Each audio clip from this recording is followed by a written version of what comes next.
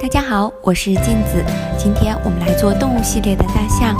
准备以下颜色，用蓝色捏出大象的头和鼻子，切刀按出鼻子的花纹，依次做出它的眼睛、腮红，加上耳朵。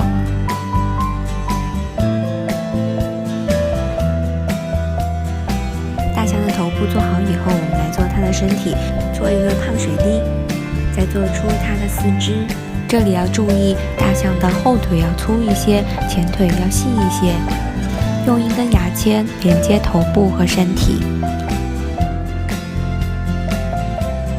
最后加上象牙和尾巴。那么大象就做好了。如果喜欢我的视频，请点赞加关注吧。